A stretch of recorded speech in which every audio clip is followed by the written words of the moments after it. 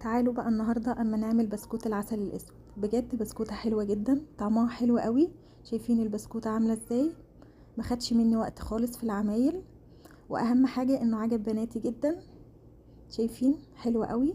بس قبل ما نبتدي الفيديو، لو اول مره تشوفوني انا غايه، ما تنسوش تشتركوا في القناه ولايك وشير لو عجبكم الفيديو، واتمنى تشاركوا الفيديو مع اصحابكم عشان يوصل لاكبر عدد ممكن. ويلا نسمي الله ونصلي على الرسول عليه افضل الصلاة والسلام. وتعالوا نشوف عملنا البسكوت الجميل ده ازاي. انا عندي كوباية عسل اسود. الكوباية اللي بعاير بيها العسل هي اللي بعاير بيها كل المقدار عندي. بعد كده عندي بيضة بدرجة حرارة الغرفة، هحطها كده، وهحط عليها رشة فانيلا حوالي ربع معلقة. بعد كده عندي نص كوباية زبدة او سمنة، واقلب كده مع بعض.